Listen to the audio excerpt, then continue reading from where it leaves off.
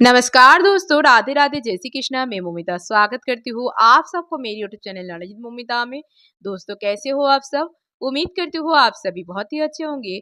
दोस्तों आज आषाढ़ अमावस्या है, तो आप सबको मेरी तरफ से आषाढ़ अमावस्या की हार्दिक शुभकामनाएं। दोस्तों आषाढ़ अमावस्या के इस शुभ अवसर पर मैं आप सबके साथ आषाढ़ अमावस्या की व्रत कथा शेयर करूंगी। तो ये जानने के लिए मेरे साथ वीडियो में अंत तक जरूर बने रहेगा। आशा करती वीडियो आप सबको बहुत पसंद आएंगे। तो चलिए देर ना करते हुए शुरू करते हैं आज का वीडियो। ओम गण गणपति नमः। ओम नमो भगवती वासुदेवाय नमः। आषाढ़ अमावस्या की व्रत कथा। एक समय की बात है, एक ब्राह्मण अपनी पत्नी के साथ रहता था। वे दोनों ही भगवान विष्णु के बहुत बड़े भक्त थे। दोनों प्रतिदिन अपना ज्यादातर समय भगवान के ध्यान और पूजा पाठ में बिताते थे। ब्राह्मण का घर धन धन से भरा हुआ था, किंतु संतान न होने के कारण ये दंपति अत्यंत दुखी रहता था। एक दिन ब्राह्मण ने अपनी पत्नी से कहा कि मैं तपस्या करने के लिए वन में जा रहा हूँ। और इसके बाद वे भगवान पर भरोसा संतान की कामना लेकर वन में तपस्या करने के लिए चला गया। ब्राह्मण को कठोर तपस्या करते हुए कई वर्ष बीत गए, लेकिन उसे फल की प्राप्ति नहीं हुई। अंत में हार मानकर ब्राह्मण ने अपने जीवन को समाप्त करने के लिए निर्णय लिया। अपने जीवन समाप्त करने के बारे में सोचकर उसने पेड़ की डाली पर फांसी का फंदा डाल दिया और अपने गले पर बांधने लगा। तभी वहां पर शुक्ल अमावस्या प्रकट होकर बोली कि हे ब्राह्मण, तुम्हारे भाग्य में 7 जन्मों तक कोई संतान नहीं लिखी है, किंतु मैं तुम्हें 2 कन्या का वरदान देती हूँ। तुम अपनी एक कन्या का नाम अमावस्या रखना और दूसरी का नाम पूनम रख देना।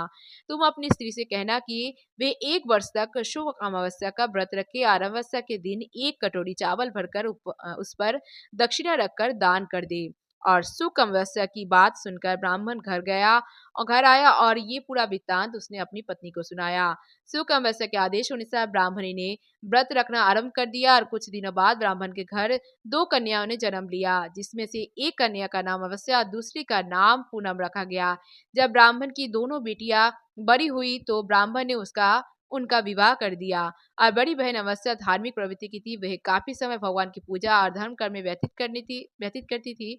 और इसके विपरीत पूनम भगवान को बिल्कुल भी नहीं मानती थी। बड़ी बहन अमावस्या के घर में सुख समृद्धि का भंडार था, पर छोटी बहन के घर में दरिद्रता छाई थी। जब बड़ी बहन अमावस्या को अपनी छोटी बहन पूनम के बारे में पता चला, तो वह बहुत ही दुखी है।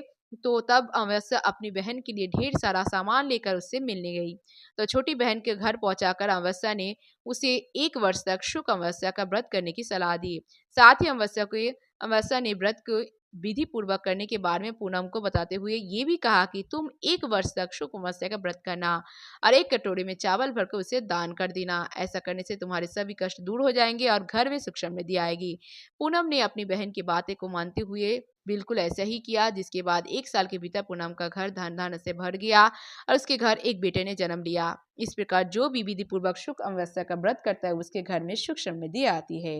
राधे राधे, जय श्री कृष्णा, जय श्री हरि विष्णु, जय माता लक्ष्मी।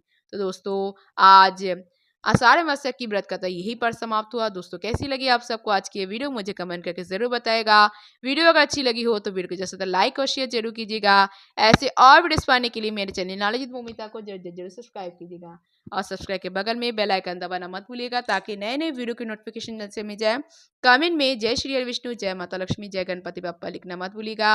आप मुझे फेसबुक इंस्टाग्राम फॉलो कर सकते हैं। मेरी Facebook Instagram link description box में दिया गया है, आप चाहे तो चेक कर सकते हैं। आज के लिए इतना ही, मैं मिलूंगी नेक्स्ट वीडियो में, तब तक के लिए tata bye, thanks for watching, Radhe Radhe, जय श्री कृष्णा।